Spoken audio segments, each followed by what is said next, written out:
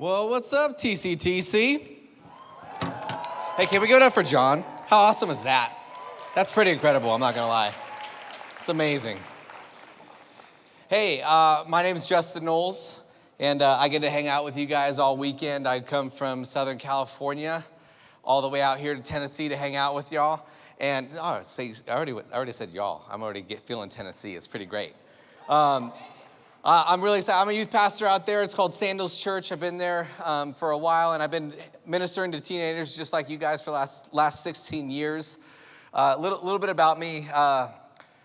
Married to my wife, Kristen. I got a picture of my family here. That's them. They're awesome. I know. Oh. Graham, he's 6. He's the big guy. And then Wade, he's 3. And they're crazy. I love them, but they're insane. And then my wife, Kristen, we've been married for 10 years. And a little fun story that I always like to tell, because our meeting is a very unusual one. We actually met in 2005 on vacation while we were in Hawaii. And so we were both happened to be on vacation. We ran into each other, and all the girls are like, oh, like The Bachelor. And I was like, I don't know, because I don't watch trash. And then, and not only did we, it's not good. And we were, yes, awesome, Maui, it was great, but then even better is that we met in Maui in a hot tub.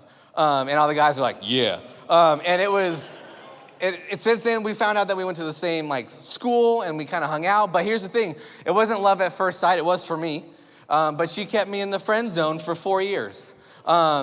I know. Do you hear the groans, ladies? Okay, here's the thing. If you don't know what the friend zone is, 1, you're lucky dudes. 2, it's the thing that girls do that they kind of dangle you along like little cat play things. And just I wish there was guys like you. And you're like, I'm a guy like me. They're like, oh, I love you like a brother. You're like, stab in my heart. And they just let you go. And then here's the thing. Ladies, look at me. Ladies, right here. Ladies, everywhere. Stop. You know what you're doing. Stop. It's not fun. We don't like it. Okay? And here's the thing. Dudes, you could get out. I got out. And it was great.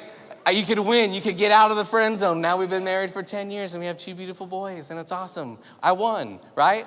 I got it. And so, I'm excited because, she woke up finally to this amazing piece of man candy that she has right in front of her. She finally got it. She finally woke up to her senses of the greatness that stands in front of you. I'm just kidding. I'm actually the lucky one in that situation. But here's the thing, I'm excited for this weekend as we talk about waking up, just like she did. That we're gonna be talking about this whole theme and kind of diving through this whole weekend, this idea of wake up. Now, I wanna just kind of get the who's in the room about this particular topic. Let me know if this is you, okay?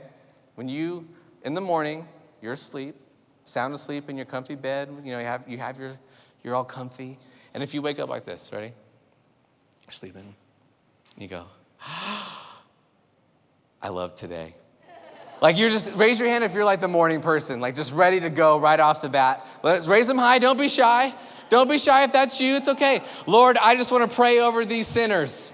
Lord, I pray for their soul of just how they wake up and start the day. I am jealous, it's out of jealousy of my own sin. Okay, now raise your hand if you're the grog, you hate mornings. You're instead of hey, good morning, you're like, good God, it's morning, right? Okay, those are my people. I hit the snooze button 1,000 times. It annoys my wife because it just goes on and on and on and doesn't ever stop. See, that's me. I like it. I like to sleep. My kids are opposite. You just saw how cute they are. They're devils in the morning. Okay, I wake up and they're ready to go. It's like they scarfed down a sugar donut laced with crack chased by a Red Bull. You know what I mean? It's just, they're ready to go at the moment they wake up, and it's early. We're talking 5:30, 6 o'clock in the morning. They are ready to go. No joke. On the morning that I woke up to come here, I'm sleeping. You know that feeling that when someone's staring at you, you kind of feel it? You feel the presence of someone looking at you? I'm sound asleep. I'm snoring. I got my blanket. I'm good to go. I sleep like this. And I open my eyes because I feel somebody, and my son is standing at the edge of my bed, eye level with me like this. And I like open my eyes, and he goes, "Hey, Dad, do you want to play football?" And I go, "Absolutely not. Go back to bed." I can't stand it. I love him, but no, absolutely not. See, maybe this is for you too. Like, how many of you, for you to sleep, you need like pitch blackness? Like, you need pitch black. I can't sleep with a light on. I can't do it. I have the sunlight blocker like blinds in our room. Like, it is pitch black in our room in the morning. There's no sun. There's no happiness when I wake up. And so therefore my room will reflect that, okay? Like, I need that to be able to sleep. But here's the thing, is when I wake up, it takes me about a good 20 minutes, 30 minutes to like fully wake up. But at night, when it's dark, and at night when I'm sleepy and groggy and not fully awake, and I have to go to the restroom or I have to go get a drink of water, just like I did last week, where I have to wake up and I have to stumble my way from our bedroom into our kitchen, where my kids, you saw them, very cute, but devils sometimes, that I have to walk through the hallway of landmines of toys, sleepy and in the dark. And the other night I was walking through, I woke up and I was groggy, stumbling through the hallway, can't really see anything. If you got these glasses on, these are Coke bottle glasses, I cannot see anything without these glasses on. And I'm walking through the hallway and toys everywhere, and I happen to step on one of my son's Hot Wheels. Yeah. And so I step on one of his Hot Wheels, and I'm not gonna do it on stage because I physically don't know how I did it, but my legs shot out from under me and I did like the splits. And then I fell immediately backwards and hit my head. And I'm literally standing, like laying in the middle of my hallway, contemplating my life. And I have, like, you ever have those moments where, like, if you're a believer in Jesus, you have these things like Holy Spirit moments where you feel like maybe God just like poking at, like, hey, do you ever have those moments where he's speaking to you, like maybe directly? And I'm sitting there in the hallway, I'm fully awake now, and I just feel the Holy Spirit go, hey, where's areas in your life where you're walking in the darkness and you're tripping your way through life? Like, where are those moments for you? Like, it kind of like this was like this wake up moment for me. Even just as I'm prepping this message to come out and hang out with you guys, I feel like God is like, this is not just me preaching to you guys. This is me preaching to myself, is where have I fallen asleep on God? Where have I gotten used to God moving? Where maybe once before where it was alive and vibrant and like I was excited about what was happening, that now I've just gotten used to this. Now it's just become like a checkbox of a thing that I happen to do. Because there's lots of different like areas in our life that like we used to like something and now we just kind of get used to it. Like I remember when I got my driver's license. Any drivers in here? Like you just got your license or you've been driving? Like I remember when I first got my license, like I woke up like a morning person. I woke up and I was like, today's the day. And I got up and I got all dressed and I was ready to go. I didn't show up like, kind of sloppy or groggy. You come to important things ready to go and you are alive and you are awake. And I remember I got up, I got my button shirt on because I wanted to make a good impression with the drivers. Hey, hello, sir, today's a great day to have a driver's test, isn't it? Doing that stuff and you're putting the seatbelt on, you have your hands at 10 and 2. Look over, right, backing up.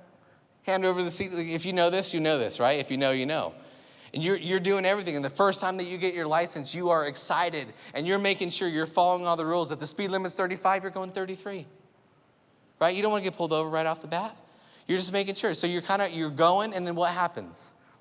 Things get going, you get used to it, and you start to relax. You start to be relaxed driving. And that's not a good thing. There's been times where I've been tired at night, and you don't drive safe, you drive distracted. I'm not gonna lie to you. There's times where I'm distracted while I'm driving. It's not what it used to be. I wasn't on top of it like I used to be, where I was fully awake and fully aware, and now it's just a thing that I do. And I've gotten relaxed. And the thing is, like, I've had friends, the thing that really woke me up, especially when it comes to grogginess, when it comes to driving in the dark, I've had a friend get in a really bad car accident, and they wrecked their life because of their grogginess, because they were tired, because they were sleepy, because they were driving at night, not fully aware and awake, and they had ruined their life because of that, physically. And what I'm thinking through, and as we're thinking through this whole idea of wake up, I'm wondering how many of us in this room are walking in our spiritual life, where we used to be fully awake. Because if you've had an experience with God, like a real life experience where you know that your faith now is not your parents' faith, where you know it's not your church's faith, where you know that you had this real moment with God, and you say, okay, this is real. Like God is doing something in my life, and you got to experience that, and you know it, and you felt it, and you used to be excited about it, but now all of a sudden you're just like, well, if something better comes along, church is there next week, I could just do that. I'm not going to be as open as I want in my small group because, these aren't like really my people. I'm just coming to here. Like I just come in and check off a checkbox and like, yeah, I go to church. I do the Christian thing. This is what we do. And what happens is when we do that and the hardness and craziness of life comes and we have a spiritual crash. And then we're left wondering, okay, how did I get here? Why the things that I used to feel or what I thought I knew about God, now all of a sudden that doesn't apply to me. And I'm struggling in my faith, and the result is devastating.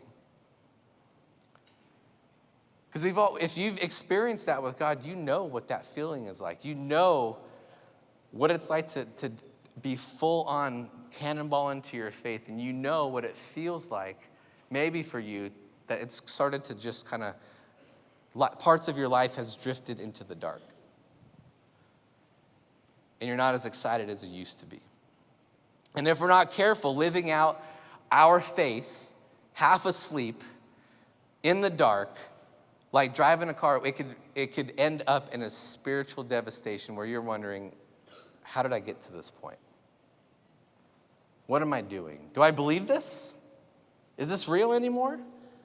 And that you've crashed spiritually. And I would like to talk about for this whole weekend as we dive into this wake up theme, is how not to walk through your teenage years half asleep, but fully alive and fully awake to the life that God has for you.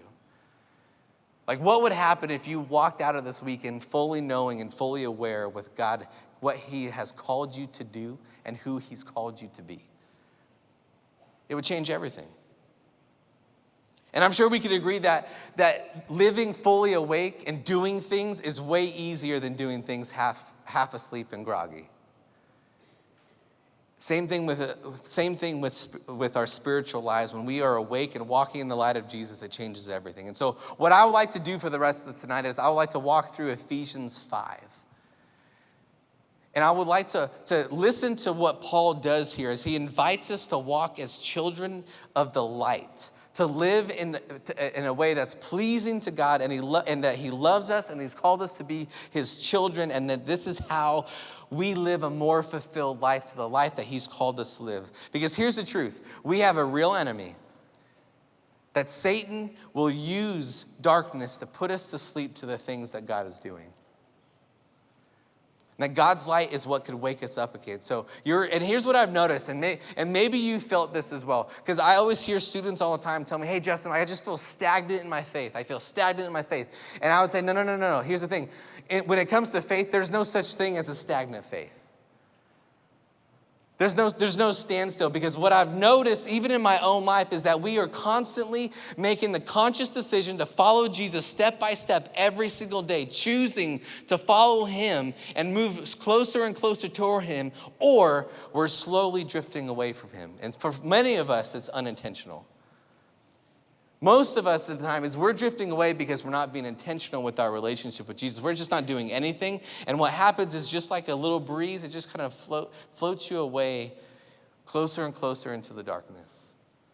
Further and further and away from the way that God has called you to life that he's called you to live. And so this passage shows two sides, that Paul tells us what the darkness will look like in our lives if it shows up, and how it walks and how it plays out in our lives. Look at this, Ephesians 5, verses 3 and 5 to start off. It says, let there be, look at it, and he goes hard in the paint right here. He's coming at us, and I'm like, whoa, calm down, Paul, okay? But listen to what he's saying. He says, let there be no sexual immorality, impurity, or greed among you. Such sins have no place amongst God's people. Obscene stories, foolish talk, coarse jokes, these are not for you. Instead, let there be thankfulness to God, that you could be sure that no immoral, impure, greedy person will inherit the kingdom of Christ and of God. For a greedy person is an idolater, worshiping the things of this world. See, I don't know about you, but there's quite a few things on this list that I'm like, uh-oh. Like there's things that I struggle with, and things that come up in my life that I'm like, oh my, this is what I do sometimes. This is how I think about people sometimes. This is how I talk about people sometimes. This is how I think about my faith sometimes. And I'm not talking about like when I was like in high school, this is what I did. Like this is stuff that like even on my way over here in the airport, frustrated with people. The things that come into my head is exactly what things that Paul is talking about here. Like I remember, talking about like driver's test, when I first got my license, like again, I'm not the perfect person sitting up here. I've struggled with this as well, and like anger and walking through and thinking about people in certain ways. I remember when I got my license at first, I was so excited, and I was over at this girl's that I was dating at the time, and I was late for my curfew, okay? I had to be home at 11 p.m., 16 years old, and I was late, and I am hauling down the road, and it was like one of those nights where like I knew God existed because it was all green lights. You know what I mean? Like it was just like, oh my God, I'm gonna be late. All green light, green light, green light, green light. And I'm like, I'm gonna make it home. I'm not gonna get in trouble. I don't have to worry about anything. And I remember off in the distance, in the green light, as far as green lights could see, I see this like minivan. And it's about to turn out in front of me. And in my head, I'm like, don't you do it, minivan. I'm on a curfew and I'm not gonna be late. Don't you, I'm like, I'm going and I'm driving and I'm like, minivan. And in my head, this is my dialogue, minivan, don't do it. And guess what the minivan did? It pulled out in front of me. It could have waited like 3 seconds. I could have gone past and we would have been good to go. But it pulled out in front of me and I had to slam on my brakes. And at this point, like, I don't know if you're, like, I'm still working on it, road rage.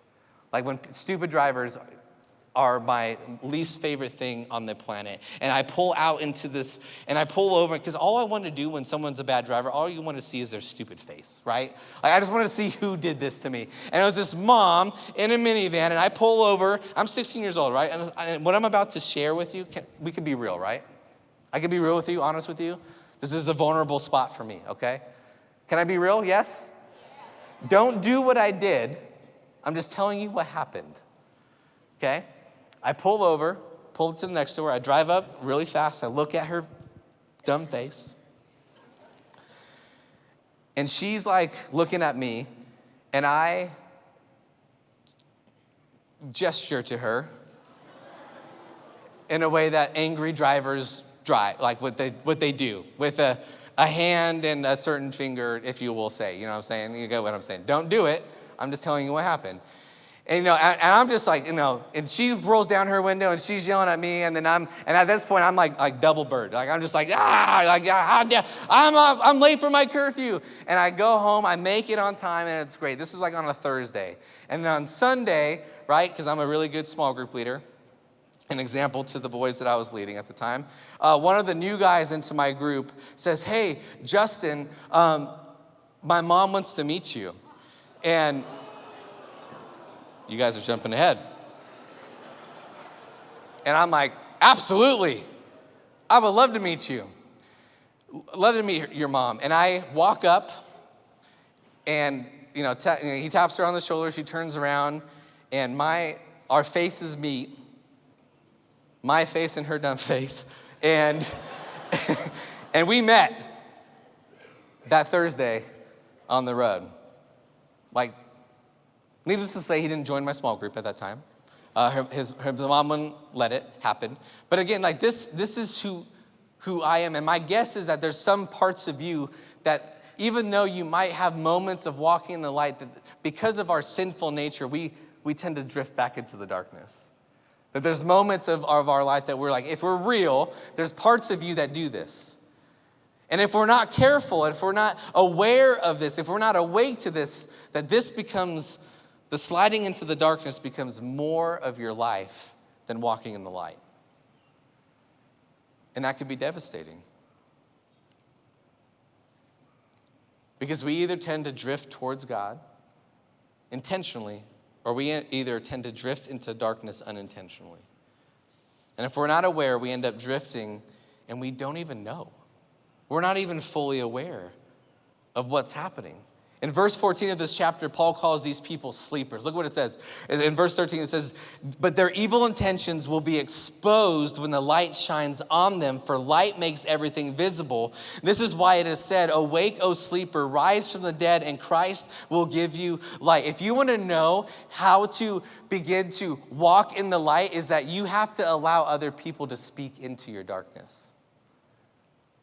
And what that means is that what it says is that when light is shown in the dark, it says that you are able to be awake and to be free. The freedom that brings. That in this poem, in verse 14, the idea of walking in darkness is being equated to being asleep, to be unaware, to be drowsy, to be inactive, and to be blind. Like, how scary is that? Like, God is calling us to wake up to the reality that all God has created us to be. But how do you know if you're one of those that are sleeping? How do you know if you're a sleeper? How do you know, like, if you look at your life, if this is what applies to you? Look what it says in Ephesians 4, starting in verse 17. It says, "With the Lord's authority, I say this, live no longer as the Gentiles do." What he's saying is, like, live no longer as unbelievers do. People who don't believe in the ways and teachings of Jesus do not live like they do, for they are hopelessly confused. Their minds are full of darkness, and listen, they wander far from the light that God gives because they have closed their minds and have hardened their hearts against him. They have no sense of shame. They live for lustful pleasure and eagerly practice of every kind of impurity. Isn't it amazing that this was written over 2,000 years ago? Yet if we were to look at our culture, if we were to look at our world, if we were to look at our people that we know, our friends and family that live in the ways of the world and not in the ways of Jesus, that this is what it says in Scripture still. And it still applies. That what would it look like? You might ask, well, how do I know if maybe I'm drifting into the darkness? That some of us, we may act in ways that we don't even understand, and we don't even know that it's how easy it is to be unaware of how we live our life. And how easy it is to step from into the light and to drift into darkness. Because maybe for you, It's a couple different things, because usually what I've noticed is sin is progressive. And we're going to talk a little bit about this tomorrow, but sin usually starts with just a little thought, a little comment, and it begins to build and build when we keep it in the dark, and it grows and it grows. Because maybe for you, you could relate to some of these things. So like maybe for you, you struggle with some jealousy.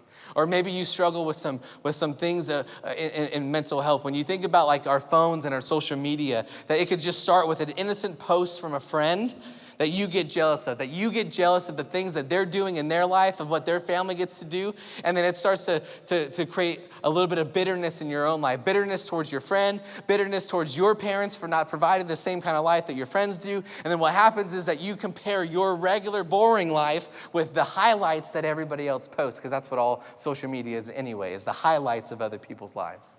And you compare your normal life with the highlights of their life, and you start to become depressed. And then maybe you just seek attention because you want likes and you want comments, so you start doing and compromising what you think is right just to get attention and the likes of other people. Usually it starts with just one post. And if we're not careful, something so innocent could build and build and build into where you're just a bitter person looking at somebody else's highlight reel. And you begin to struggle mentally and with comparison. It's just gradual. Maybe for you, you start to believe the lie that you're alone, that no one else in the room could understand what you're going through or the pain that you feel. And that couldn't be a more bigger lie from the pit of hell, because that's what the enemy wants you to believe.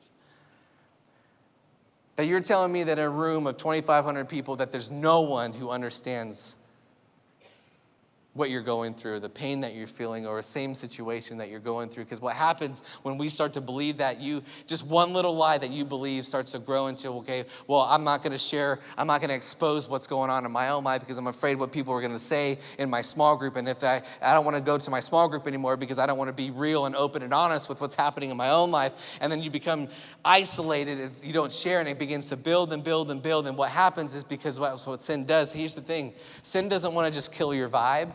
Sin doesn't want to just kind of mess up your day. Sin wants to kill you from the inside out.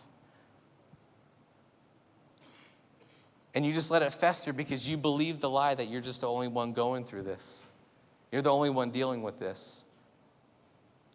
And you start to isolate yourself and pulling yourself away from the people of God who love you and want to pour into you. And you refuse to be open and vulnerable, so you shut everybody else down. And you just begin to let it fester. Maybe for you, you have a hardened heart that it just begins with the idea of just a little seed of, God, is this real? Are you who you say that you are? Because I've prayed. I prayed for this thing. I prayed for this family member. I prayed for this sickness. I prayed for this, whatever it is that we got going on. And God, you have not answered it yet. And just like how other people in our life, they let me down, God, you have now let me down. And I'm struggling whether or not that this is real.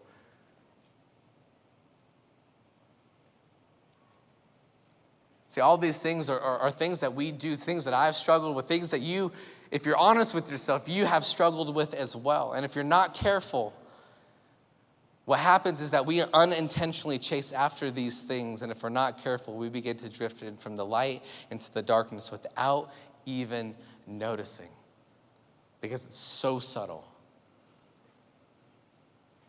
Do you know how I know this?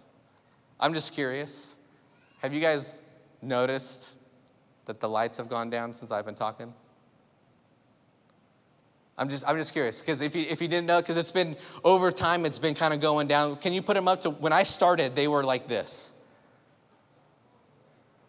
When I first got on stage, this is how light it was. And over the time that I've been talking, we have slowly drifted into the darkness. And the thing is, that's what sin's like. When we're not fully awake and aware what God is doing in our lives, when we're not fully actively walking in the light with Jesus, it is a slow, gradual fade into the darkness. Because here's the thing, our eyes, naturally, it's amazing. It automatically adjusts to the light where half of us didn't even, be honest, how many of you guys didn't even notice? Crazy, isn't it? Crazy. Same thing with your life. Sin is so gradual. Sin, if you're not aware of it, if you don't let people speak into it, if you're not fully aware to what God is doing in your life, it's just like that. You get to a point where you are too far in and you don't even know that you're sitting in darkness by yourself. That's how powerful it is. But the cool thing about this is that our God is way more powerful than my friend in the back who just flipped up the lights. Like, our God has the ability, when we are fully aware and fully awake to what he's got, what he has planned for our lives, when we realize that we are children of his, that he could begin to flip the light on into our lives to help us be aware of how he is moving in your life on a daily basis, in every situation. Because how cool would that be if that was just our prayer right at the beginning of this weekend? God, flip the light on in my life and help me be awake and aware of what you're doing. Because here's what I know is that walking in darkness is never sudden and immediate, but always subtle and gradual. No one is choosing to dive headfirst into darkness. It's always an unintentional way of living that helps you drift into it. And we don't even know it. And my hope is that this weekend, my challenge to you this weekend is, what would it look like if you were to be awakened to what Jesus has for you? What would it look like if you were to be awakened in your life and really be honest with yourself? Like you have to answer the question yourself. Is God, who are you to me? Jesus, who are you to me? Am I living in darkness or am I walking in your light? Because God has the power to turn on the lights. And just like if you're watching, we first wake up and it's dark out and you turn on the TV right away, it's bright and it stings your eyes a little bit. That's kind of what it's like sometimes, where God says, hey, look at me, look at what you're focusing on. And it's going to hurt sometimes and it's going to be a struggle sometimes. But what happens is that we have to start with being honest. You have to ask yourself, God, where am I at? Because the first step of waking up to the life that Jesus has for you is to honestly admit where you are in your relationship with him. Who do you say Jesus is? What do you believe about him? How has his teachings and how has he lived affect your life? Because until you start there and are honest with that question, you can't move forward. And so that's where I just want us to start, is just kind of ask yourself that question. Because the first step of realizing that you're in the dark is just acknowledging that you're sitting in the dark. It's just admitting that this is where I'm at. And the prayer is, God, I don't want to be here anymore. And watch him do what he does. Again, Ephesians 5:13 and 14 says this: but their evil intentions will be exposed when the light shines on them. You want to know how you move forward? You want to know how you get out of the darkness? Is that you allow Jesus to shine his light in your life and expose the things in your life that are not of him.